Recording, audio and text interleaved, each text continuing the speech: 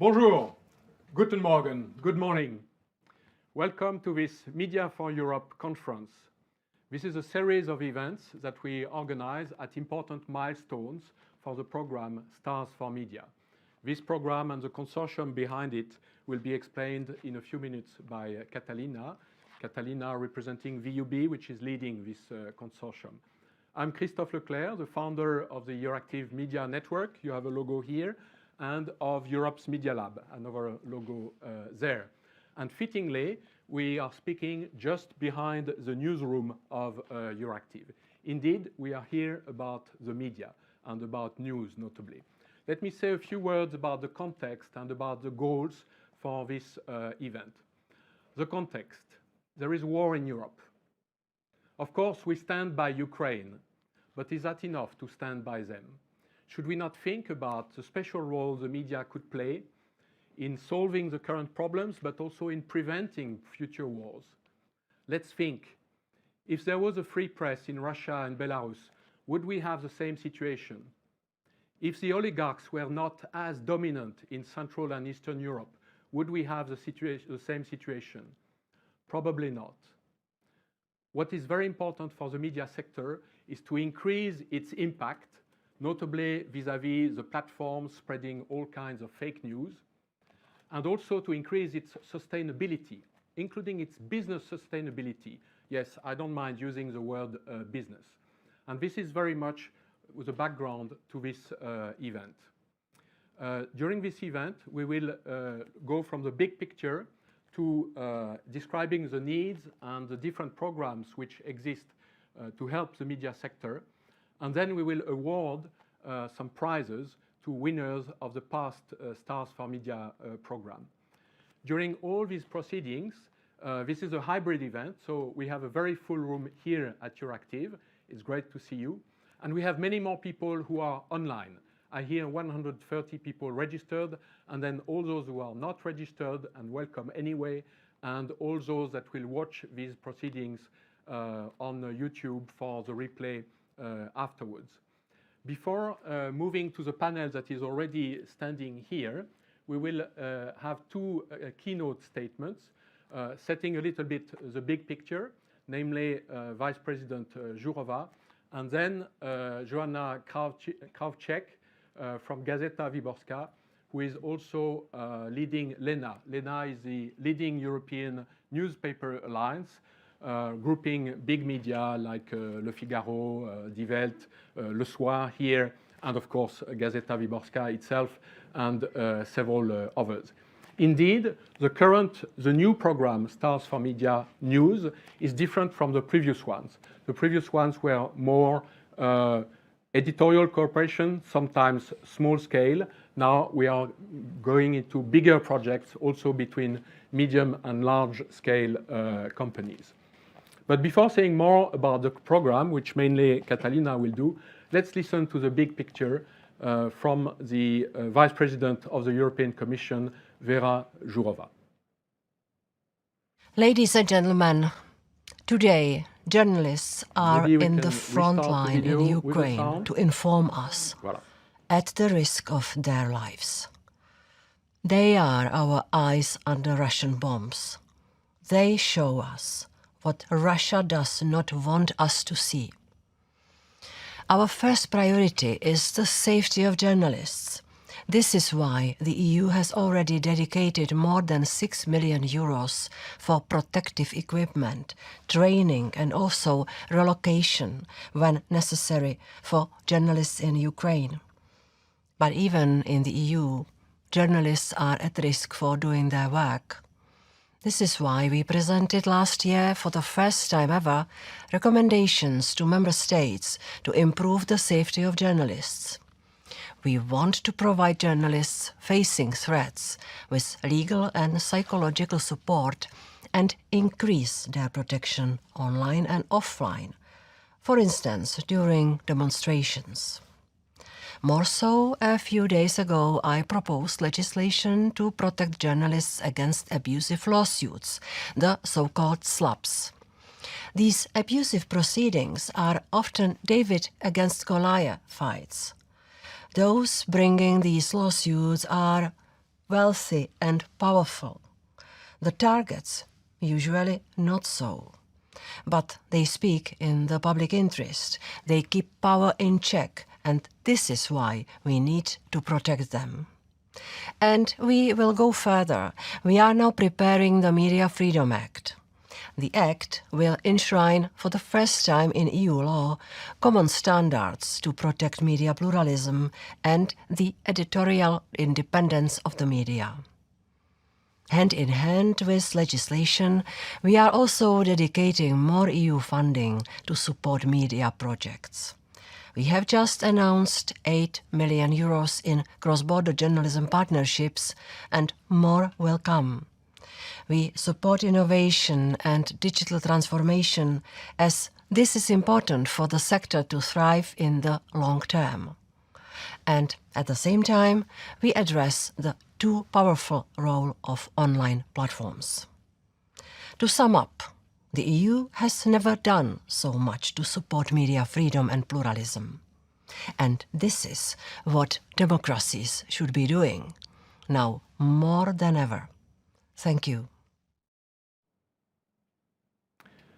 Thank you very much, Vice President Jourova.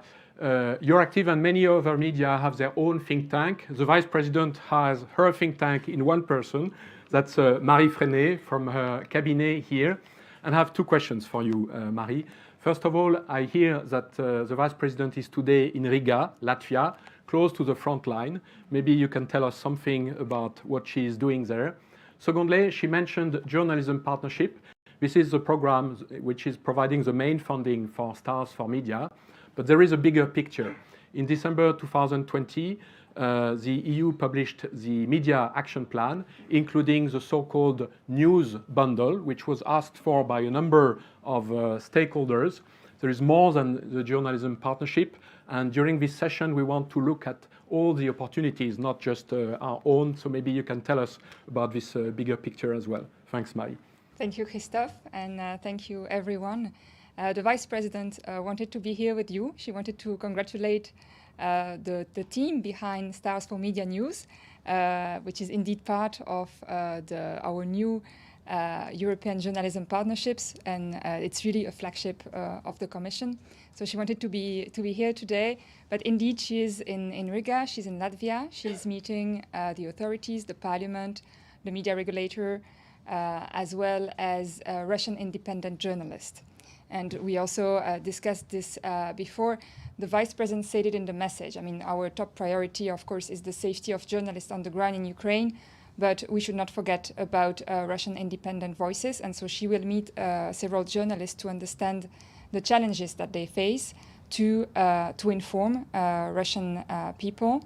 We know that in Russia now the space is very closed, but we need to reach Russian people with trustworthy information.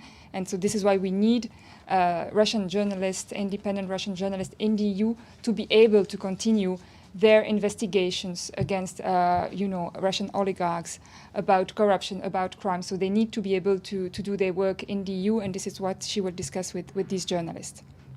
And then we mentioned the funding.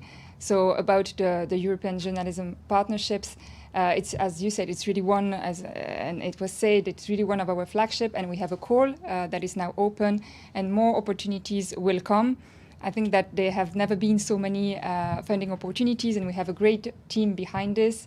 And there was a seminar now not so long ago to explain these different opportunities. And as it was described in the Media Audiovisual Action Plan, we will have other projects coming related to innovation, related to data space. So there will be more to come. Yeah. Maybe a short follow-up question. The Vice President was mentioning Goliaths and Davids. If the Davids were getting a bit bigger and cooperating more, maybe they would be as strong as the Goliaths. One of the coordinating initiatives under the news bundle, the news initiative, is this News Media Forum. Can you tell us a little bit about the next steps? Yes, so it's a dialogue that we have with the media sector. There were actually two meetings last year, one on the safety of journalists, and it helped us prepare our recommendation on the safety of journalists. And then there was more focused on the industry challenges. And it's very important for the Commission. Both Vice President Jourova and Commissioner Breton were at the event, so it's very important for us. And we will continue this dialogue. So I don't have a precise date yet, but I can reassure you that this dialogue will continue with our media partners. Thank you very much, Marie, also for your support. I would like to now introduce the next statement, which is by Joanna Krawczyk. She's one of the leading persons at Gazeta Wyborcza. As you know, Gazeta Wyborcza is one of the two main independent newspapers in Poland. I would say also close to the front line and also flooded by refugees. She's also heading the Gazeta Wyborcza Foundation. And as I mentioned earlier, she's chairing LENA, the leading European newspaper alliance. And I would like to now listen to Joanna, what she has to say about the role of the media and how it can be helped more in the future. Joanna. Ladies and gentlemen, colleagues in the media landscape, I am very pleased and privileged to have this opportunity of addressing these few words to you on the occasion of the Media for Europe conference, which I regrettably am missing. The last years have shown again that independent media is an essential service, something society cannot do without. Just imagine if in the last decade, the only available information came from advertising, marketing, government statements, and tech platform, with no journalists working according to professional values, their ethics and practices. And to say that the quality of trusted news and information would suffer is to say nothing. And this essential service, the mission of journalism, is, in my opinion, particularly vital in times of crisis. And actually, we have done it all in the past few years. We've done reporting on climate catastrophe, on public health, and on wars and conflict zones in the last few weeks. I was actually preparing this speech on May the 3rd, which is the International Press Freedom Day. And on this occasion in Gazeta Wyborcza, in which I work, we published an IPI-inspired op-ed prepared together with 8 Central European independent media. And this text is quite important because it puts it bluntly. The end of independent, viable media is the beginning of wars. We see now journalists covering a war that is spilling over to the whole region. Our journalists tell stories of losses that will affect generations. We explain and provide context to disturbing images, political statements, and numbers. We do separate facts from propaganda 24 hours a day, and we do debunk misinformation disseminated by troll factories of Putin. We give a voice to the hundreds of thousands of Ukrainian refugees. We have been forced to assume new journalistic roles. We also support our colleagues in Ukraine who are on the most difficult assignment ever, often risking their lives to be able to bring the news to their readers. We have also shown solidarity with remaining independent Russian, but also Belarusian journalists who upheld journalistic values in increasingly hostile environments, but many of whom have either been arrested, exiled, or had their media outlets shut down. In our own region, there are other countries under Russia's spell as well, where propaganda is elevated to the level of state doctrine. And with Orban spreading his illiberal influence across the region, we do understand that the fate of independent journalism in Hungary, for example, is our shared European fate. And I do believe that every silenced journalist, every political attack, every economical attack on media, whichever country it happens in, concerns the whole journalistic community and actually all democratic societies.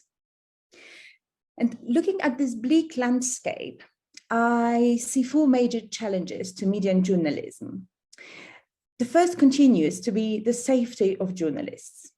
The second, freedom of the press and information, and this encompasses many issues in the digital age. It is about regulation of online discourse. It is about the growing role of online platforms. It is, of course, editorial independence, which is often at risk, very often due to the lack of financial independence. And this leads us to the third challenge, the economic viability of media. Over the past 5 years, global newspaper advertising revenues have halved, and media must find new economic models to survive. Because economically dependent media are not free media. Last challenge is the crisis of trust. And in the midst of a populist and nationalist drift, the media have a fundamental role of setting the agenda of facts and acting as watchdogs. And because all of that, I would like all of us to consider defining and treating journalism as public good. And like other public goods, journalism plays a critical role in creating a healthy civic sphere by providing citizens with trusted information they do need to make informed decisions and participate in a free and open society. But for journalism to function as public good, it needs to operate in a viable environment.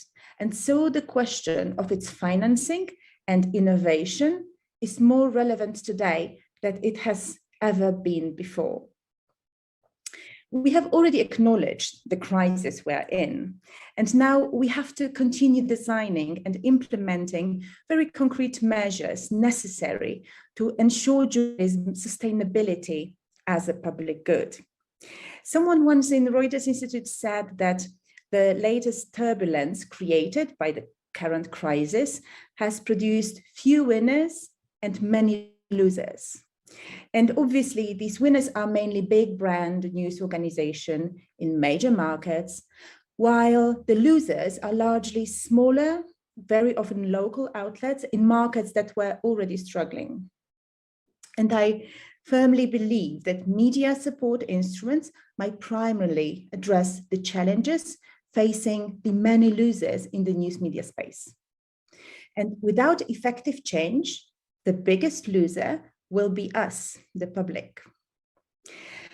And I do believe that this risk will be somehow minimized by Stars4Media program, because it's innovative practices, fostering editorial, but also technological marketing innovation, building new media partnerships, so important nowadays, supporting mobility and virtual cooperation, also boosting quality and diverse journalism are urgently needed to make independent media resilient.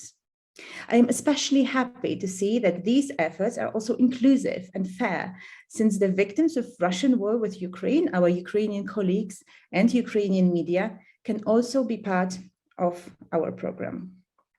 I am wishing you the best of luck in answering these and other questions, questions of what else can be done in safeguarding journalism as public good via innovations such as Stars4Media program. And I do hope you have a very interesting conference time. Thank you very much, Joanna. Joanna Krawczyk is one of the members of the advisory committee of Stars4Media, and I think having heard her, you can understand why I'm happy about it. There are others as well, also in Western Europe. We do have a few men involved in this program as well, by the way, also on this panel that I will introduce in a minute. But some of you are not familiar with this program yet, and you probably wonder who is behind Stars4Media, who is leading it, and what is the evolution between the current batch of projects where we will award the best and the next program, Stars4Media. Catalina. Welcome, everyone. It is my pleasure, actually, to welcome you today after 2 editions of Stars4Media, now starting the 3rd one, Stars4Media News. Stars4Media is a program that fosters media innovation through cross-border collaboration, and that is implemented with the support of the European Union by a consortium of partners. These are led the Free Universität Brussels, which is the project coordinator or program coordinator, together with Europe's MediaLab, the World Association of News Publishers, the European Federation of Journalists, and the European Journalism Center. If in the previous editions we were aiming for initiatives that bring together teams from different countries to work on journalism cooperations or media technology or marketing innovations, in the new editions of Stars4Media, Stars4Media News, we aim for bigger projects that foster newsroom or business transformation. These projects are bigger not only in terms of teams components, but also in terms of grants and in terms of support that they can receive, up to 100,000 euros per project, including both direct financial support and coaching from experts in the media field relevant to the specific project's topics. The call was already launched. You can find it on the Stars4Media website, and I think it will also be pasted in the chat for those who follow our conversation online. I will be glad to tell you a bit more about the Stars4Media News and also the results of the Stars4Media Second Edition in the later session, but for now I will give the floor back to Christophe and to our panelists. Thank you very much, Catalina. So I would like to introduce the panel in a second. Before doing that, let me indeed point to Slido. I have a tablet here which brings the different questions that people ask, and I will take these questions probably in 2 rounds after the panel will have done their introductory statements. There was already somebody, for example, mentioning we haven't yet mentioned the Al Jazeera journalist killed in the West Bank. It's not directly the focus of this program, but I do want to mention this important question. Unfortunately, there have been similar things happening also in the east of Europe. So do make use of the Slido chat, which will bring some interactivity after the panel. I will now introduce the panel in one go before giving the floor to each of them in that order. Paolo Cesarini, I can't help mentioning your previous job as a head of unit at DG Connect, where you were in charge of triggering a number of related projects, and we got to know each other better, together also with Juliane in the room and others, when you were organizing the high-level expert group on disinformation. This is the problem, the disinformation. Now we are talking about elements of a solution. Your main job now is to be on the management board of EMIF, the new European Media and Information Fund, which was created in close cooperation with EDMO, European Digital Media Observatory, where I should mention by transparency that I am on the advisory board. Renate Schröder, most people know you. I would say you are here with 3 hats. You are a director of the European Federation of Journalists, gathering most journalist trade unions in Europe. So you represent, in a way, the demand for such a project. Secondly, you are continuing on the jury of Stars4Media. And thirdly, you are also involved in another project, and the spirit of this session is that we mention other projects as well, which is about local journalism, which I'm sure you will mention. Lars, the European Centre for Journalism has joined this consortium recently, and it's a great addition. You bring new impetus, new methodology, a wide address book, and I'm sure you will tell us about that in a minute. Last but not least, we have Max van Abendroth, who is currently one of the leaders of Philea, grouping most of the philanthropy work in Europe. In previous lives, Max was involved in the media sector, advocating for the type of policies that we are now seeing emerging. It takes time, but it has results in the end. And maybe you will tell us a little bit about what funding might be available from the philanthropy sector to complement the public funding and mainly the business funding, because we talk of press freedom, diversification of funding is essential for press freedom. So having done this overview, I can now give the floor directly to Paolo. What would you like to say about complementing what Marie Freinet and Vice President Jourova have said? What would you like to say about the variety of programs which try to help the modernization of the media sector? Thank you, Christophe. I'm really pleased to be here with you today. And just for an initial statement, just to break the ice and keep the conversation rolling, I would like to say 2 things, in essence.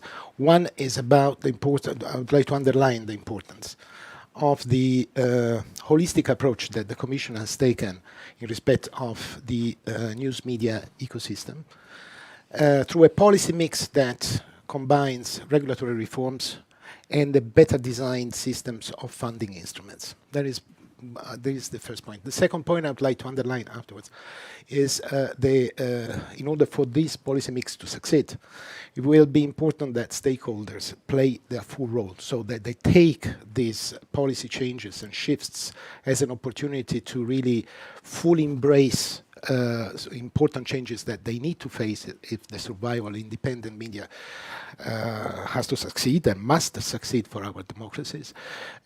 Changes that concerns management, innovation, and also more direct involvement in the shaping up of industrial policy for the future. On the first point, well, it was very eloquently explained before by Vice President Jourova and by Marie Freinet in answering the follow-on questions, that democracy cannot be, and media pluralism that support democracy cannot be taken for granted, not even in our Western societies. The events in Ukraine and the conflict and the invasion of Russia, of Ukraine, shows that independent medias are vital lymph for peaceful societies, for democratic societies, and they need to be supported. But that support also concerns our own societies.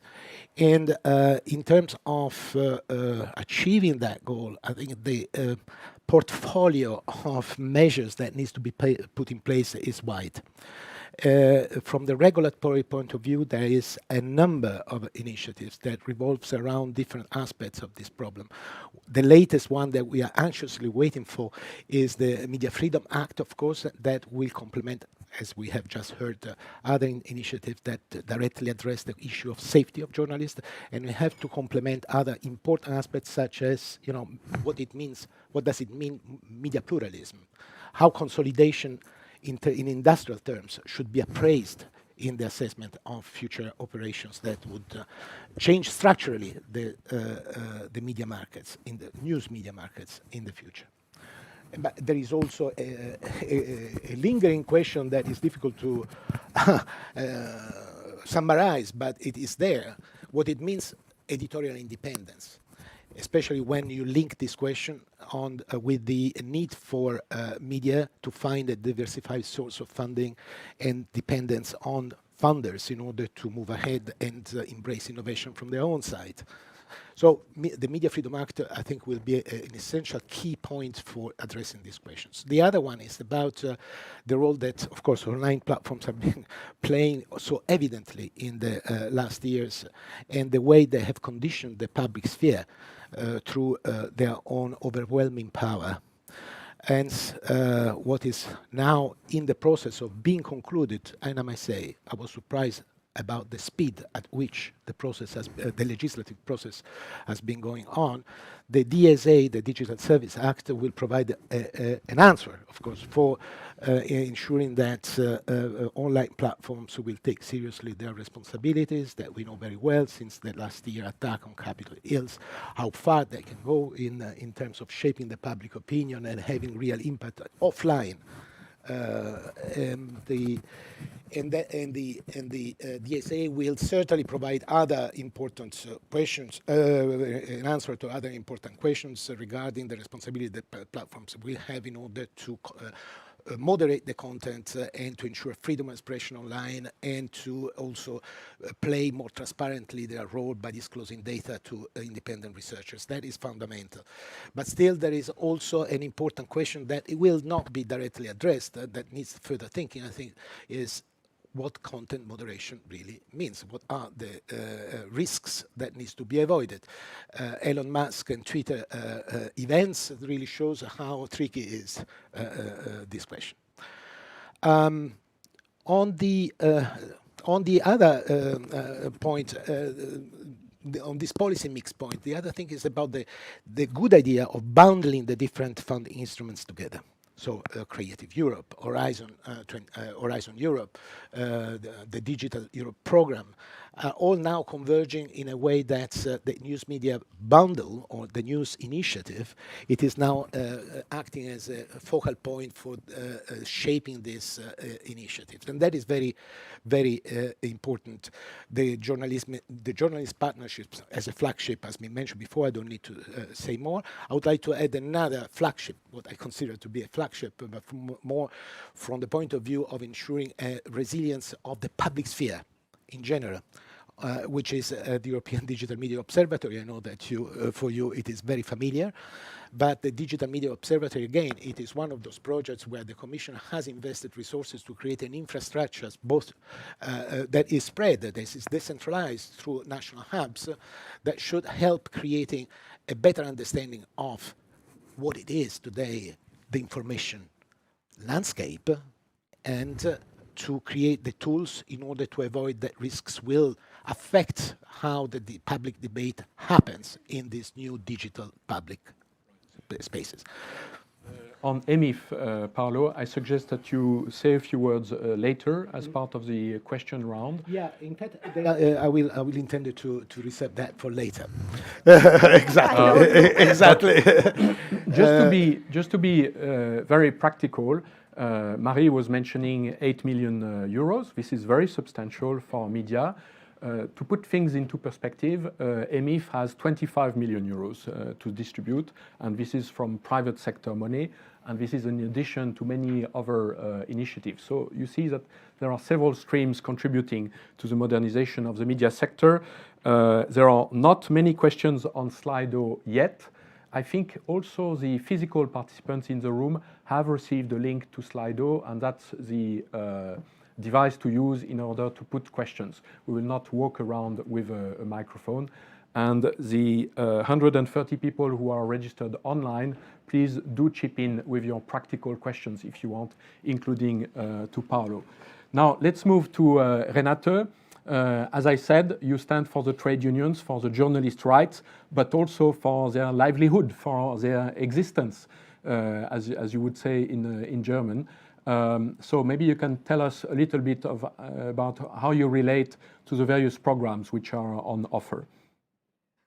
Well, yeah, first of all, thank you, Christoph. Thank you for having organized this panel. Welcome to everybody. I just wanted to say one thing, having listened to everybody, that I'm sort of proud to say, because unions have are normally supposed to be late. Journalism is a public good has been our motto for almost 20 years. And I remember at the beginning, nobody took us seriously. And now I feel I hear it everywhere. So this is good. It also shows where the crises are. And it shows how important indeed all these projects the Commission is supporting is. And as you said, the holistic approach in all of them. We have to empower a legal framework for journalists to work in. That's why SLAP is so important. But we also know, as you said, that I'm really sorry, this micro is not easy. That the question of sustainability, as said before, is a big one, and the question of trust is very central for us. Because, just as an example, yesterday I met police officers, because the question of safety is closely related to that, and a few of them were very critical of the so-called hashtag journalists of today. So I had also to explain where it comes from, clickbait philosophy, why we have a market failure in journalism and what we can do against it. So coming to the project, I was also asked to say a few words about this Stars4Media project, the last one too, where I was the chair of a jury on quality, trust and participation. And I have to say, it really gave me hope. It really showed me throughout Europe what a richness, what a richdom, how do you say in English? Richness is there, how young people are motivated to go a little bit out of their box, to try new things, to get engaged with the audience, with the young audience, to get aware that diversity in the newsroom is essential to get trust, what we all need, that we need to go local, that because we have many local news deserts and people do not get the right to know at local level anymore. So there have been some interesting projects there. There have been interesting projects in terms of new forms of storytelling, audio, even theater, you name it, some very interesting things. When you are not able to write anymore, what you can do, you may put it in a theater. And of course, media literacy projects, which are always important in order to understand the role of journalists and to get youngsters also even to pay for journalism, to understand that. So this has been a pleasure for me, and I feel it has been successful. Of course, it has still been a sort of niche. In the last project, we also included freelance journalists, because often it's the freelance journalists who are the most attacked. At the same time, it's a freelance journalist. Some of them are forced to be freelancers. Some of them want to be freelancers to leave the media they do not feel themselves part of anymore. They don't feel the vocation of being a journalist they can fulfill in today's media, where clickbait is the way to get money, and that's difficult. So for us, it's very important to also support journalists as publishers and all the many new digital models there are. So you also asked me about other projects. The EFJ now is in another project with Journalism Fund on local investigative journalism. So we switched a little bit while we keep continuing to support, of course, EURACTIV on many levels. I will also continue to be in the jury. But for us, as I said before, this news deserts at local level are so important that we feel we have to do something more there. The EFJ will also, as part of that other project, do safety training, because we know very much how important that is, digital safety training, physical safety training, and all that.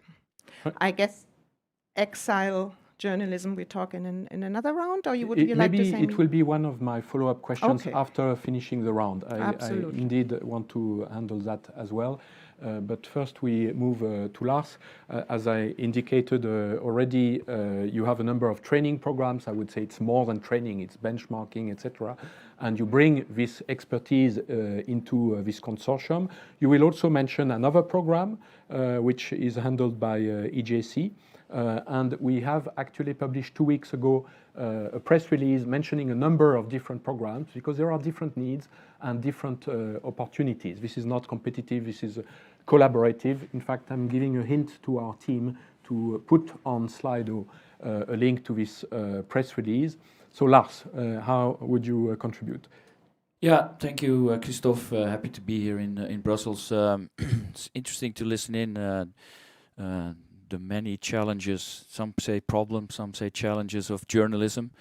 And sometimes I also think, where in journalism do we actually start and where does it end? I don't think it ends in many ways. But I'm running the European Journalism Center Foundation. I make sure that I always add that to it, because people might think that we are a school or another education. I don't think we need more education schools, because there's many of them and they do great work. But what we are doing is starting with the story of HJC, support, strengthen and develop journalism. I don't like the word help. I like the word support. Support is much more interesting. Help is very often short-lived. Support can have a longer effect. We do this. We're very happy to contribute to the Stars4Media. We are new on the team, and I think it's one of the many programs that we do. We do grants, we do training, we do accelerators, we do transformation, but we also distribute knowledge and resources, and that goes through lots of communities that we have. We have the biggest community for data journalism, datajournalism.com. We have the Freelance Journalist Assembly, where we bring together freelancers. I think there's needs to be done more for freelance journalists, for sure. So lots of things I hear speak to our heart. And in Stars4Media, what we try here to contribute is thinking in impact. Lots of programs and projects that are being run focus on reaching goals, but reaching goals is not the only thing. That is always good to reach your goals, but real change comes through impact. And there's always a discussion about what is goals and impact, and what is impact actually. Well, we have come up with an impact framework that we will contribute to Stars4Media, where we at the beginning test the participants. Am I still? Yeah. The participants and on where they stand. What is their mission, vision? Where do they want to go? What do they want to change? Are they ready for it? What does it need? Because I think that will give the coaches, the great team of coaches that we put together, the ability to focus on what is necessary there. And during the process of Explore and later on Boost, we'll follow up. We will make sure that we'll in the meantime also keep up with measurement, and then at the end also look at it and see where these changes have taken place. So that's very specific. It's quite exciting to add it to it. We have to mix it into the great work that is already being done. So that's quite a challenge, but I think that is on its way.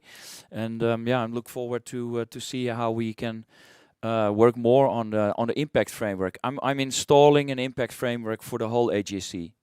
I don't think we can do without. You have to think about a theory of change or a road to impact. Because what is it actually that you do? What are you trying to support? What are you trying to improve? And I believe that impact there is crucial. And I also see that many funders these days ask specifically about it. So hopefully we can make a mark there and improve, show a great example how you can improve things as well. Yeah. This cooperation with Stars4Media starts very well. I really like this notion of an impact framework. We have in the room the chair of the board of EURACTIV, Rick Zednik. Maybe that will inspire this media as well. Impact, Renato was mentioning earlier, a market gap. These are words that the philanthropy world likes to fit where others have not done what they could have been doing, or perhaps where others have their own limitations, and we know that governments should not over-subsidize and over-influence the media, of course. How do you see the philanthropy world complementing what others are doing? Thank you very much, Christoph, and thank you very much also for having me here for this discussion with all of you in the room and online. I'd like to suggest to look at a free, independent and diverse media as a fabric of democracy. And this fabric is important to kind of ensure that there's accountability with policymakers, there's a pluralistic culture of views in a society, and there is independent media out there. The fabric is woven by three fibers, in my view. One is the public media that we all know and that is stable and will continue to be there as we know it, I guess. The second one is about private and commercial media. That is, for me, the fiber that's getting thinner and thinner and more fragile. And then there's a third one, which I would like to call the philanthropically funded media. This is a fiber which is today still very thin, but it has a lot of potential. And so the question now is, what can we do in order to build this philanthropically funded media up? What is philanthropy? Philanthropy is private resources for public good. These private resources cannot travel easily to media and journalism. There are legal barriers. The legal barrier that most of the foundations face across Europe is that journalism is not acknowledged as a charity purpose, and therefore you have to find like detours to put your money in this field, and that's of course complicates things. The area that philanthropy is supporting is what we call the public interest journalism or non-profit journalism. And as I said before, this is currently a niche and has potential to become more mainstream. Maybe just giving you three ideas how philanthropy can fund journalism. One is short-term in projects. Most of you know that who are involved in this area. It's mostly not very satisfying because it's very limited. There's a lot of bureaucracy linked to it, so it's a bit of a burdensome way of receiving funding. The other one is long-term. That's core funding. That's what we all hope for. It requires a lot of trust between the funder and the grantee. And that is also the kind of funding practice that we promote across the sector. And then there's a third one, which I would like to call the emergency funding. We have examples out there like the JX Fund, who pulled together resources now to fund journalists in emigration, like from the Ukraine, from Russia, and from Belarus. This direct funding there are three funding opportunities. The direct funding, so going directly with money from a foundation to a grantee. Then there's a co-funding approach. The co-funding approach that we can see reflected in Europe in Civitatis, for example, an organization that is bundling 21 foundations who are pulling their resources together to really make a difference in this field. And I would consider also public-private partnerships which are currently developing between the EU and the foundation sector as co-funding approaches. So the new alliance underway. And finally, and that's a new field, is impact investing. We probably all have heard about this example of Pluralis. That's a very interesting way for philanthropy also to come in as an investor. Which areas are funded? There are, of course, many areas, and we heard some of them, but I would like to highlight a couple. One is journalism directly. So we're talking about local journalism, investigative journalism, data journalism, just to give a bit of an idea of the specific areas that are in the scope of philanthropic funding. Infrastructure is very important for journalists. We're talking here about databases, collaboration spaces, also safe spaces for journalists that cannot work at home because they are under political pressure. Another one is innovation, so giving philanthropic funding into areas where new business models can be developed and tested, content creation can be innovated, and also the way how content is disseminated can be innovated. Stars4Media News, I think, is a great project in this field and really a core block to look at also from the philanthropic perspective. There are two other aspects that I really find interesting. One is the ability of philanthropy to create structures that can neutralize public funding into journalism. I mean, we all know that public funding directly for journalism and content creation is problematic because it's not necessarily independent, or there's a risk of becoming dependent. And there are ways of neutralizing this public funding through structures built up by philanthropy. And the last point here is about the co-investing. I mentioned that already before with Pluralis. This is a very new venture, and testing it, and the first results look actually very promising, so something to build on. Yeah, so this is just a brief overview of how philanthropy can come into this field, and I'm happy to see questions to discuss this a little bit further. Thank you. Thank you, Max. I think that was a very good overview. And if I step back a little bit from the different opportunities mentioned by different people, I would say there are cultures coming together because the challenges are so big. 20 years ago, as Renate was saying, the trade unions were pushing in one direction and the publishers were at least perceived pushing in another direction. I think it's a perception, more a reality, but that was definitely an issue. And now you see somebody standing for the philanthropy sector with a deep knowledge and heart in the media sector, explaining opportunities from non-profit opportunities to investing, with impact, but also a little bit of a profit-making objective. So the spectrum of opportunities is wide and people are coming together. So I hope this and also the upcoming award ceremony in a few minutes is exciting the people who are watching us online in order to propose their ideas and maybe to get out of their local or national box and to cooperate with others in order that the Goliaths are that the Davids are becoming Goliaths. Now, before moving to the award ceremony, we'll have one round of questions only. For time reason, I have one question for each of you, having looked at Slido as well. First of all, going back to Paolo, EMIF. You presented a broad policy overview and you didn't have much time to introduce your new venture, I would say, to use that word. So can you mention the mission, a few keywords, and what's the very next deadline? Okay.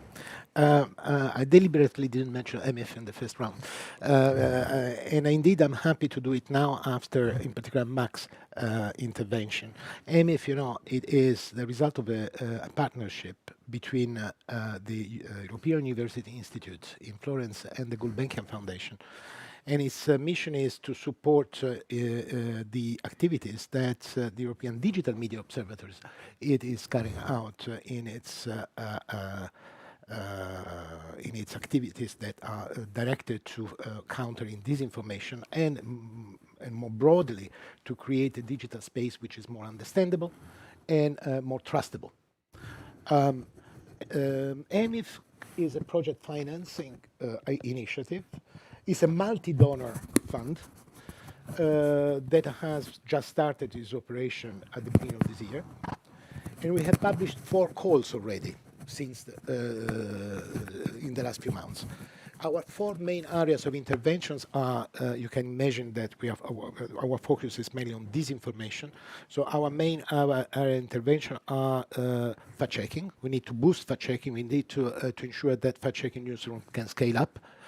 But going beyond that, and that is the second area, we need also to ensure that there is more multidisciplinary approach in the way in which journalism it is understood. So the second call was really is really trying to bring together different perspectives into journalistic, investigative journalism activities, bringing data analysts and journalism together, and also academic researchers in order to have focus reports, situational analysis, threat analysis, and also providing concrete examples through case studies of how the money are flowing into the different information activities. What is to give some more concreteness to the follow the money concept that has been so much spoken about when it comes to the use of advertising revenues by platforms and how that can skew actually the content that people get online.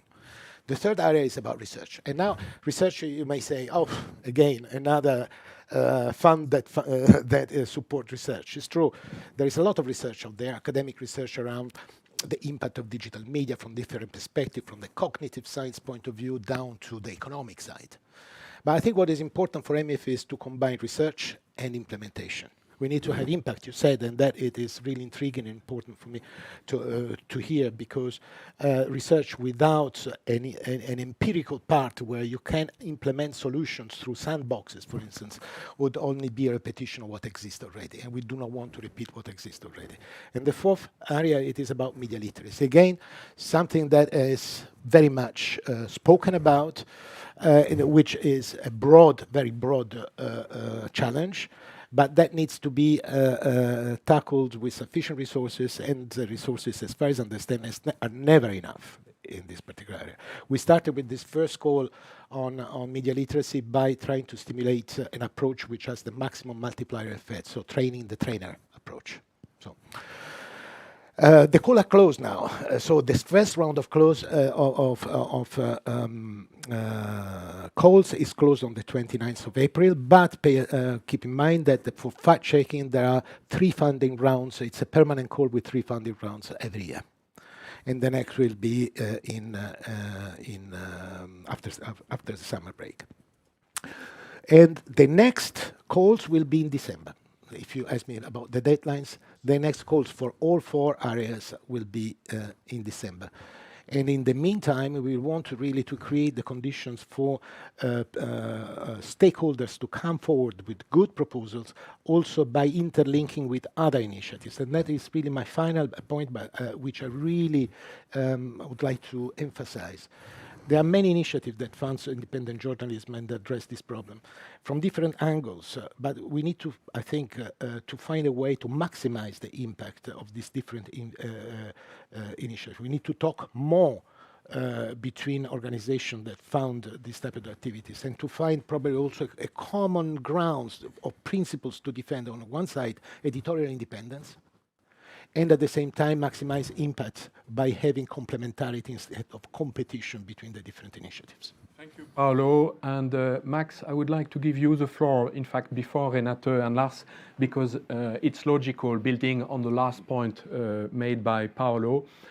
We were at the same table at the Difference Day on the eve of the International Press Freedom Day, and we were talking about whether there is an overview somewhere of all the different opportunities, because even people who are nearly insiders like myself don't perceive everything. It's not easy to engage media leaders who may be far away from these circles. Interestingly, Paolo was mentioning in his earlier intervention the idea of bundling the different EU initiatives, or several, not all of them, under the news bundle, but that's just the EU. There are many other things.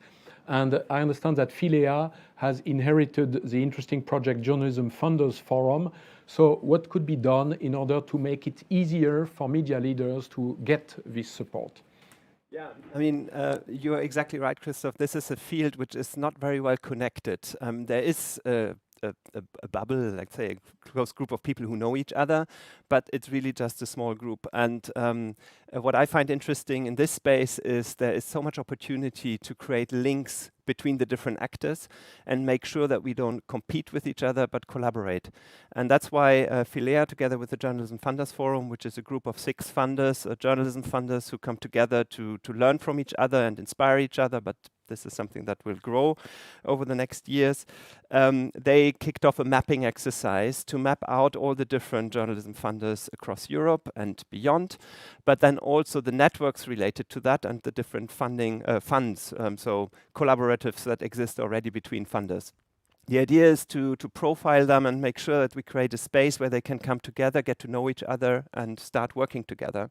And really in the spirit of, this is an area where we can simply not afford to compete. Yeah, this is an area where we have to collaborate and do things jointly in order to move the needle. And the urgency, I mean, we heard it before.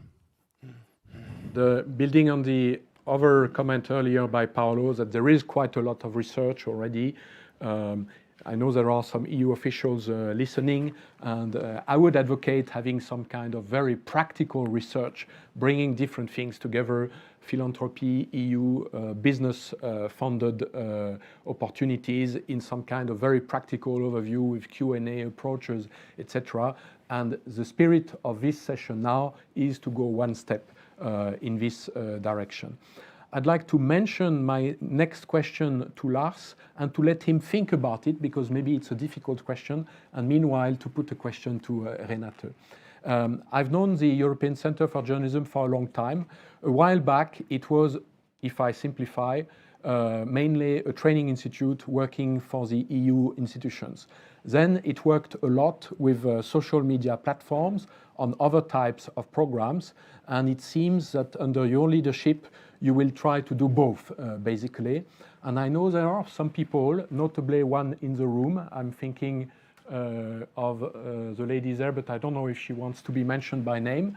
There are some people who think there is a problem with Google, Facebook and others funding media initiatives and therefore gaining influence. So maybe you can answer this difficult question in a few minutes. Meanwhile, Renate, yes, the East is super important.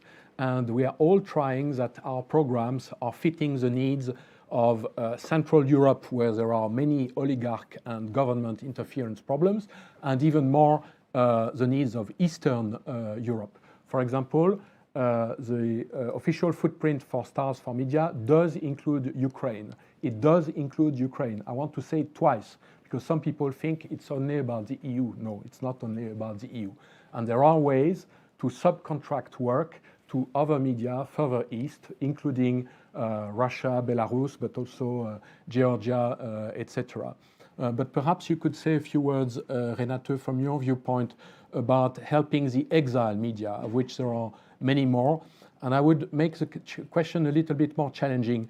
My perception is that there is plenty of short-term aid, and you said better, no, I think Lars was saying better support than help. There's plenty of short-term help, but how will those media be sustainable? What kind of medium-term support can we provide to them? Well, first of all, regarding Ukraine, I think it's very good that Ukraine is included, but I also think it will be very difficult for Ukrainian journalists at the moment to apply, to think about it while they are covering the war. Regarding Ukrainian journalists, we had a safety fund. We offer journalists to leave the country. There's a residence program. Kosovo has invited 10 journalists to live in Kosovo, to work from there in safety and all that. So far, 2 Ukrainian journalists left the country. That means for them, it's important to report, to be in the Ukraine, knowing all the safety risks. And we have to applaud them for that. In Russia, the situation is a bit different, of course. We don't have to repeat the situation there's no independent media at all anymore. Right after the war started and the new legacy framework put in, there are about 150 journalists that left the country, including journalists from Nova Gazeta. Most of them went to Turkey, to Georgia, to Armenia.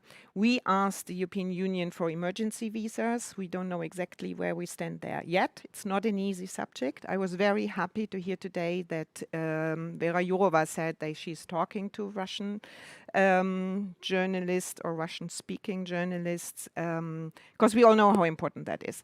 And I really like this project, which is also supported by JX. I don't know if people know here about it. It's actually Reporters Without Borders with some, I think specifically German foundation, also with quite a bit of money from the German state, who got this Exile program for journalists in exile, specifically Russian and Belarus journalists, and also to help them have a newsroom abroad. Nova Gazeta Europe, I find it's very interesting. It's in English, it's in Russian. They also want to work with crowdfunding, but of course they need financial support. For me, we will see, but I had a look at the website. It's excellent work done, and we need more of Nova Gazetas in Europe. Having said that, I think we should not only think of Central Eastern Europe. For example, this year we have our general meeting in Turkey. And I was asked, they look for funding specifically on local journalism. And for some reasons in Creative Europe, Turkey is not a direct partner. This is not beyond our discussion here, but for that it will also be interesting to talk to you, because I have to bring to the Turkish colleagues some ideas. And of course, public money won't be there. So I think the philanthropic side could be very interesting indeed. What is important in terms of long-term, specifically for Exile journalism, you need a program. You need to help them with digital security. We all know that. It's Pegasus spyware and other. It's very, very important. There are great technical tools, but journalists have to learn that. Journalists have to have psychological support, trauma, for example. I know the ECPMF, the European Center for Press and Media Freedom in Leipzig, they have this residence program, and they are also providing psychological support, language support, but also support in terms of funding opportunities, because they may stay for longer in other countries, and of course they need funding opportunities. But I think this Exile journalism, there's also the Körber Foundation in Germany who are putting that all together. But I imagine, unfortunately, we are at the beginning of a new era where we have more Exile journalism. We are not prepared for that yet, but that's something done. I see in Germany, for example, they are starting to think about that more, and I'm sure in other countries as well. But it will be interesting to deal with that more in the future. This is very encouraging for press freedom. Exile, if needed, for the time needed. And let me, on building on this, make a little pitch for the afternoon session. This afternoon on Zoom, not on Slido, and the link will be redistributed to all registered participants. On Zoom, we will have an interaction about nascent ideas, as we call them, which is ideas floating around. It may be one media only that has an idea, looking for a partner, or a media that wants to do something but is not quite sure yet. It's very informal. And why does the intervention by Renato make me think about? Because I know, and I will not mention the names, I know that there is a group of people who want to create an advertising sales house specifically focusing on channeling commercial revenues to Exile media and Ukrainian media. And I find the idea fantastic because, as I said, there's a flood of help right now, but we all know we are part of the problem in the media. Once the cameras have gone, maybe there will be less help. And the Exile media will still be there, but struggling. And the citizens will still be needing free information. And the commercial companies which have left, to some extent, these countries, they will want to go back. They will want to promote their brand and to support good projects. So the idea of an advertising sales house working across border with an EU address, but spreading money in these countries, I find fantastic. This is the kind of ideas that will be discussed in the afternoon. This sounds very innovative. I don't want to intimidate everybody. You can come with smaller ideas as well, and we will help you to mature them. Now, Lars, I've warned you about a question about diversification and sensitivities with different types of funding. How do you see it? I wish you had given me a little bit more time to think about it, but I don't. No, it's just a joke. Yeah, this question comes up. I was recently in a panel in Perugia, specifically talking about it with the Tau Center. And I mean, we have three different sources of money at the HSC. One of them is going through European Commission money. We have several programs there. It's great, but you always have to fund the final percent that is not given to you, which is always tricky because it also puts us all into competition. Maybe we should talk about that as well as at one stage. We have tech companies that's supported coming from business side. And we have other foundations. We have a great partnership with the Bill and Melinda Gates Foundation. All combined, I mean, I just heard 8 million being distributed from the European Commission. All combined, I think in the next 2 to 3 years, we will probably make available for journalism around 5 million. The question is, of course, focusing on should you work with Google, Facebook, YouTube, Meta. We work with some of them, and we have worked with some of them in the past. I would say that we have found a model to work with it in a good way by being a firewall between the funding and the work that is being supported or being developed. Is that perfect? No. This discussion about technology and tech companies is always going to be there. In Perugia, I use the analogy, which is a little bit counterbalancing this, or at least makes us think about it. If they don't fund it, you will lose out on, I think only by Google itself, through Google News Initiative, about 300 million globally. It's a massive amount of money. Facebook through, or Meta has supported Ukraine with 15 million through Internews USA. These are substantial amounts, and it's not that there are some conditions connected to it. They go through other parties. In the past, journalism was lavishly supported by advertising, which was oil, sugar, well, all the things that now seem to kill us. And we never did we have this discussion, certainly. So it's I would say it's a similar discussion. Funding has been there. Some of the profits have been insane. It was great, but it's gone now, and now we contemplate it. Yeah, I would say it's difficult for me that tech companies support directly, because then that's where the influence, and we know how much influence they try to achieve here in Brussels through lobbying. But I think we should find ways to also look at the good side of it, that the money that they make available is supporting journalism in major ways. I've seen examples of support they gave in India, which is incredible, a big impact. Yeah, so keep having this discussion. We are comfortable right now by doing it like we are doing it, the way being a firewall. But I'm also happy that people are very much against it, because it keeps the discussion very, very strong and tight, and also makes sure that we, as a foundation who is sometimes bringing in money, but sometimes also is a funder, is able to navigate its way. And finally, of course, we monitor what they are doing, and we see the problems and the difficulties. So we also are mindful of it, and should be part of also being critically following tech companies, which are huge and have a major influence in the global public sphere. Yeah. Right. Thank you very much, Lars. We have 10 more minutes for interactions before the coffee break and then the award ceremony you are all looking for. I'd like to answer my own question to you, Lars, to complement your answer. Actually, not to contradict at all, and at the same time to also address again the session we have in the afternoon. You use the notion of a firewall between the tech companies and the grantees. And my own experience is that a number of organizations play the same role vis-à-vis the EU institutions. I would say they have two purposes. One is to respect indeed the independence of the media that is co-funded. And the other one, frankly, is to cut the bureaucracy, because we deal with the heavy and necessary application forms, given that it's public money, and we simplify it very much for the applicants.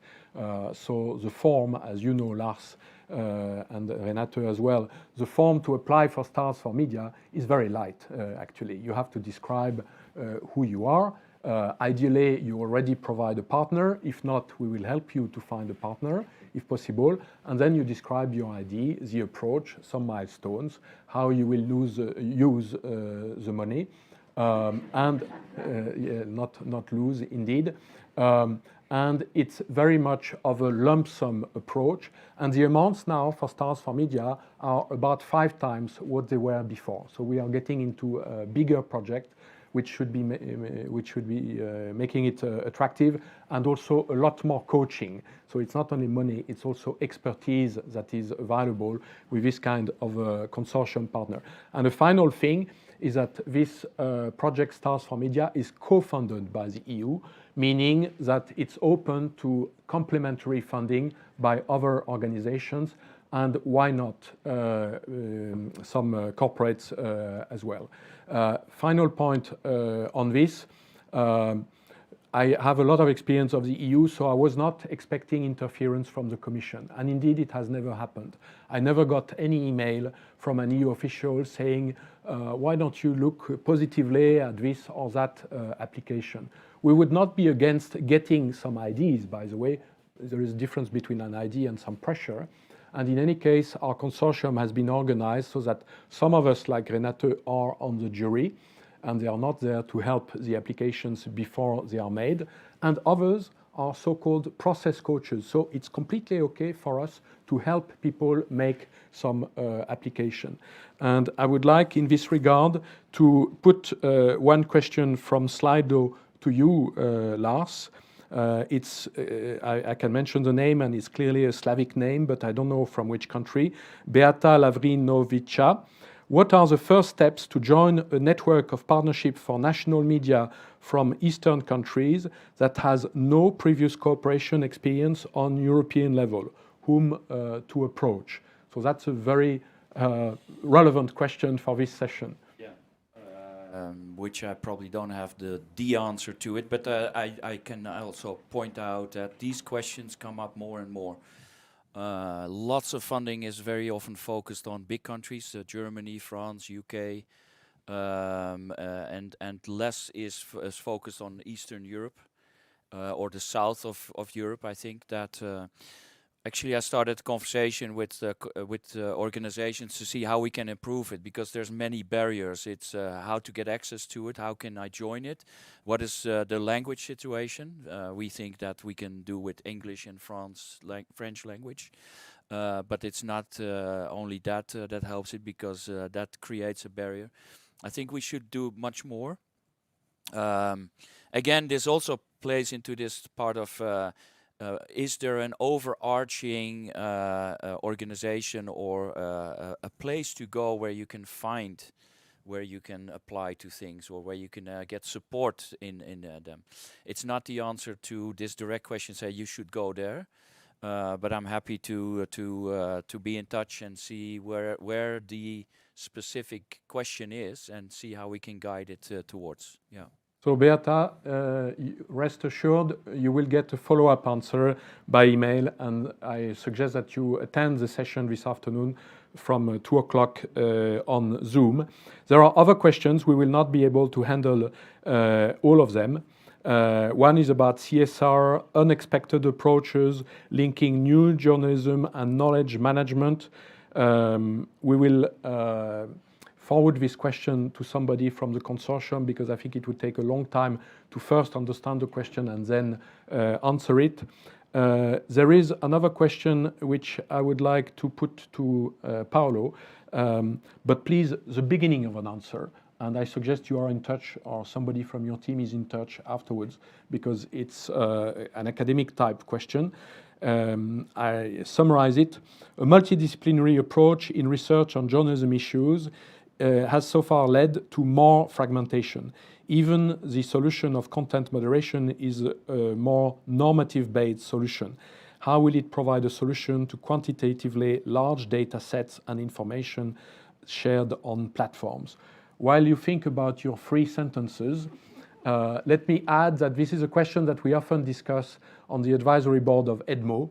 So basically, the tech platforms have opened, to some extent, their data to researchers. I'm saying to some extent for 2 reasons. One is a good reason, which is that they want to avoid the typical Kremlin troll to misuse that data. The less good reason is that they are very protective, and this is something that we encountered already during the high-level expert group on disinformation. Juliane will remember that. Basically, at the end of the day, what the public sphere needs is to have some influence on the algorithms of the platforms, and this is core to their business models, so they are not exactly open to getting rid of the clickbait. So I've talked long enough for you to summarize the beginning of your answer. You made the conclusion of the answer. Now I have to find out the beginning. No, the beginning is simple. I mean, multidisciplinary investigation in the journalistic spheres already happened now. The question of access to data to the platforms is a separate question, issue.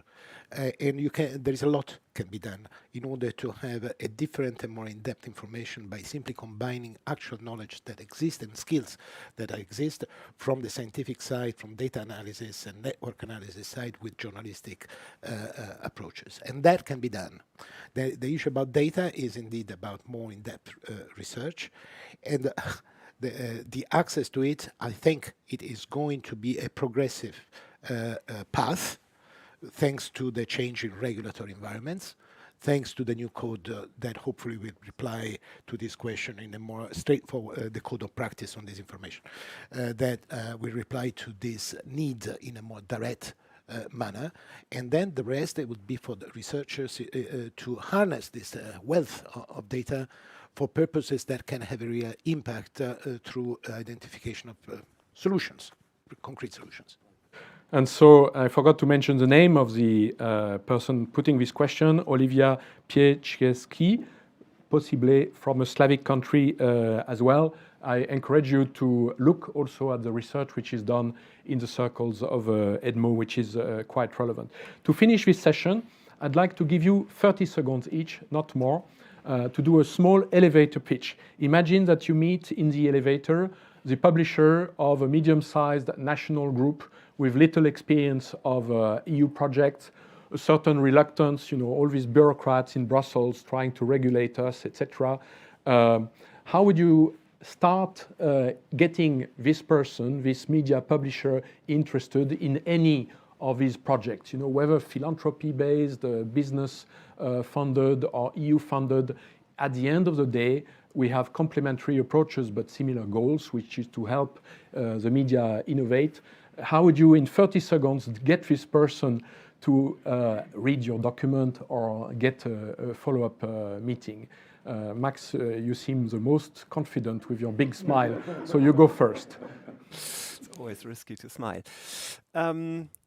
Last year, we started the Philanthropy for Climate movement. In the beginning, 15 foundations were involved. Today, just under 600 foundations are involved. Why don't we start now, with the help of the EU, the Philanthropy for Journalism movement? Excellent. I would focus on Stars4Media because I'd like them to say, hello, I'm representing Stars4Media and we have solutions to problems you haven't even found yet. So talk to us and bring in another partner with you so we can help you with finding ways to innovate and help also to identify the business models behind it. Great. Renate? Well, yeah, I would on the one hand also refer to EU projects that make it possible to think a bit more about funding model, as very often publishers also say they cannot pay their journalists anymore because there is a lack of funding. So there are new ways of giving that possibility, and there is a beauty also of cooperative trans-European cooperation within the EU, because many media still work too much at national level, I believe. Right. Paolo? Well, I would say simply that that there is a need for any media to diversify source of funding and to embrace new activities, because the digital transformation will change their own traditional way of working. So I would pitch for EMIF by saying that there are opportunities to explore these additional activities at low cost and in the areas which may be important for the future, both fact-checking but also investigative journalism, data-driven investigative journalism. And my own answer, talking to a media publisher that would be met in the elevator or listening to this session, would be two things. First of all, listen to others who made it. In 15 minutes, there is the award ceremony. They are mostly young innovators, and we are now moving to bigger media, bigger projects, etc. So it's becoming even more relevant for you. And this afternoon at 2 o'clock, if you don't have good ideas there yet, you will hear some others who are looking for partners. Because there are typically in consortium people carrying ideas but with too little resources. And then there are people with resources and a larger organization with maybe not enough innovation. And we try to match the two together. So as indicated, we now have a coffee break. During the coffee break, those of you who are watching online, you will see some past videos of previous events and, or I'm not sure in which order, a little overview, an infographic regarding this call for proposals, Stars4Media, with a deadline on the 30th of June. So get your ideas going, prepare your questions for the Zoom session, and at 11:45 we meet again in the same setting for the award ceremony. Thank you very much.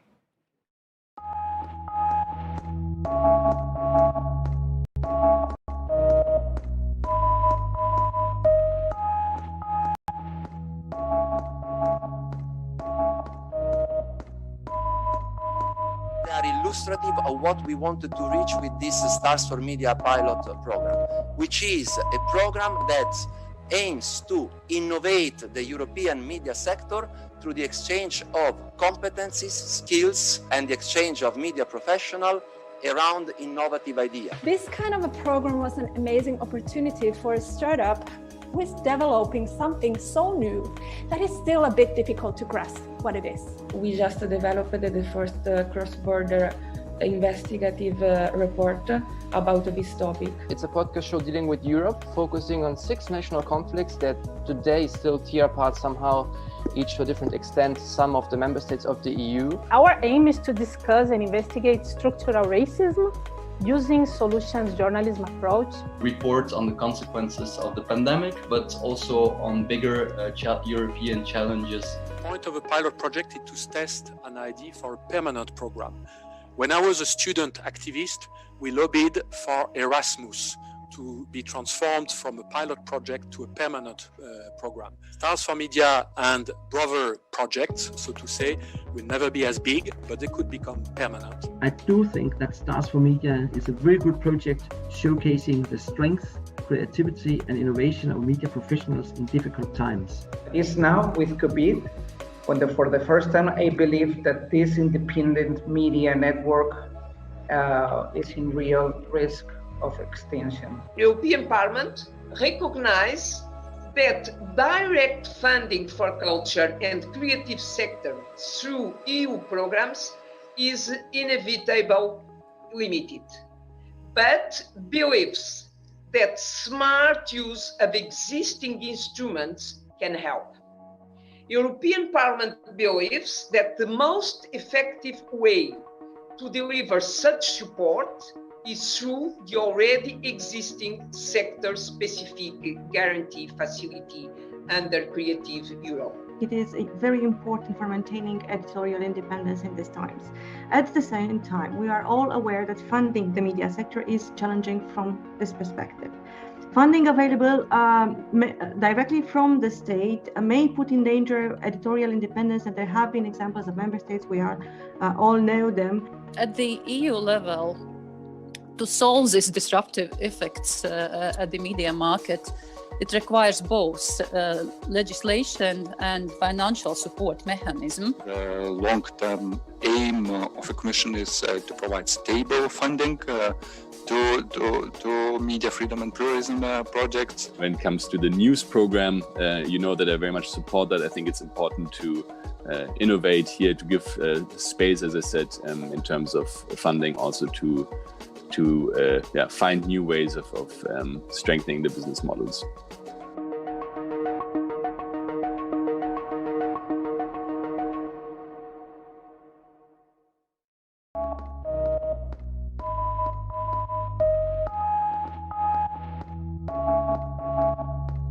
The health of the news media sector is directly related to the health of our democracies. And the diagnosis is unfortunately varying. This meeting has 3 legs. On the one hand, you have the bottom-up innovation coming from startups, from junior innovators in media groups.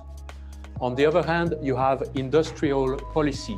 And then there is a big picture, which is about policy, funding, and strategy for the overall media sector. We found that creative sector and media are sectors where the impact of the crisis, of the pandemic crisis, is very, very strong.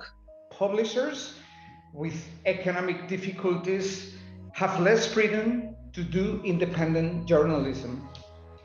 For this reason, the Media Action Plan of the European Commission and the new support and funding opportunities for our sector are really very important.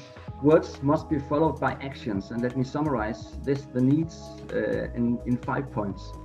Better environment for credible, independent and ethical journalism, pluralistic media at national level, regional level and local level, self-regulatory mechanisms in all European countries, professional media to fight disinformation and improve working conditions for journalists. The crisis has also had a positive effect in the sense that it has highlighted the importance of truthful, non-partisan journalism. Philanthropy's niche is that filling the gaps of what everyone else's responsibility is not achieving.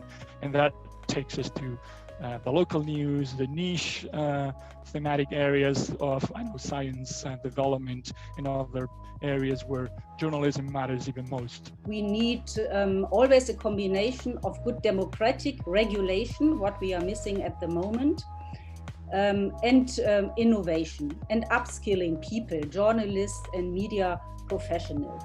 For the first time, we will have a funding envelope dedicated to media pluralism under the Creative Europe program. It will notably provide support for journalistic partnerships in the form of grants. Creative Europe will have a budget of 2.2 billion. This is the biggest ever commitment to support EU cultural and creative sectors. Creative Europe, it is true, for the very first time there will be a dedicated funding envelope for news media activities. Here the focus will be on collaboration, transnational collaboration activities. And we think that the more diverse the collaboration, the more encompassing, broad encompassing in terms of diversity of media outlets, the better.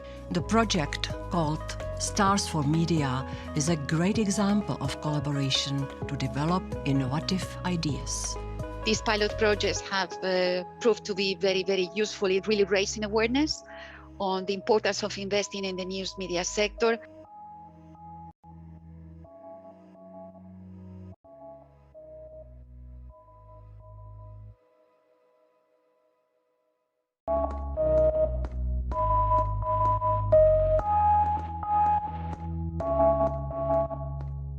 The project called Stars4Media is a great example of collaboration to develop innovative ideas. The current condition we are all living in, I think, reminded us very clearly and very acutely how important reliable information is and how important it is that it reaches its audiences. And of course, innovation is key in this endeavor. And this is one of my main points, is how to connect between young innovators and the top leadership of the media sector in order to speed up change. One of the things that we wanted to achieve for the Stars4Media Second Edition was to receive some 80 initiative proposals. This kind of initiative that puts together collaboration, innovation, and in our case, multidisciplinary teams of media professionals that work together, well, in our humble, limited experience, is paying off.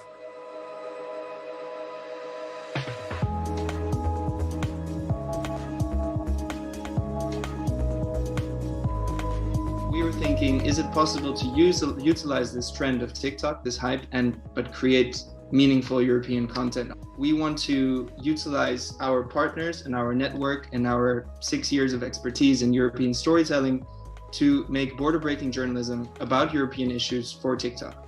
We are a group of 4 people, and the team is led by me. The idea is to elaborate geospatial information for what is called environmental intelligence, using satellite pictures and AI. About 1/4 of people agrees with the sentence, journalism keeps me informed about stuff that is relevant to my lives, and very, very few people, only 16% I think, say journalism really uses the right tone to reach me, to really address me.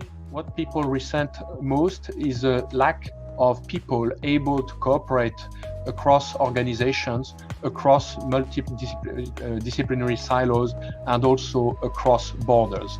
So as Mohan said earlier, it's really the people that are the opportunity, but also the problem.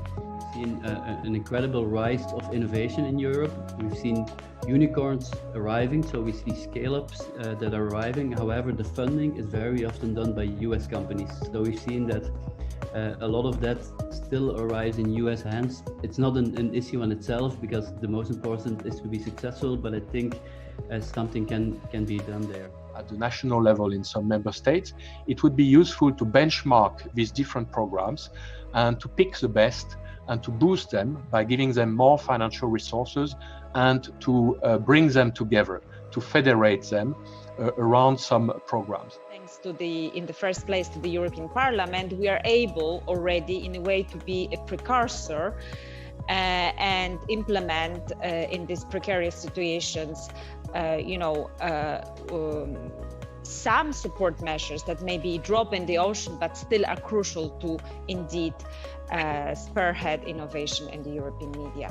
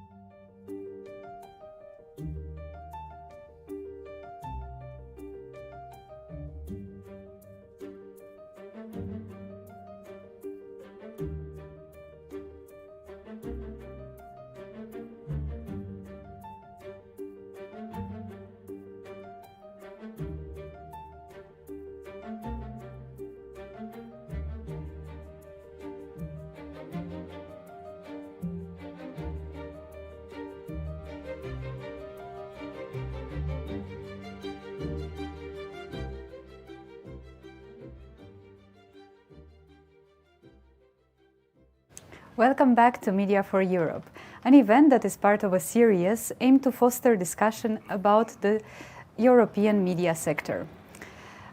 In the first part of the day, we had the opportunity to discuss about some challenges and support for the media sector, notably the newly launched Stars4Media News program with its call for proposals, aimed to support business and newsroom transformation across Europe. In this part, it will be my pleasure to go back a bit to the previous edition of Stars4Media that is currently coming to an end, Stars4Media Second Edition, and to bring to your attention some of the initiatives that were most successful in achieving the goals that they set at the beginning of their Stars4Media journey. To recap, Stars4Media Second Edition was implemented by a consortium of 4 partners, Free Universität Brussels, Europe's MediaLab, the World Association of News Publishers, and the European Federation of Journalists, with the support of the European Union. It gathered media professionals from over 20 European countries, and it's a bit less than Eurovision, I think, but still a quite diverse group of media professionals that work together on 30 cross-border initiatives. These were also grouped across thematic waves, as we call them, the first one being journalism, trust and participation, the second one, media, technology and marketing, and a third one that we broadly named other innovations. Today, it is my great pleasure to highlight some of these, mainly, again, grouped around these thematic waves, and 2 special awards.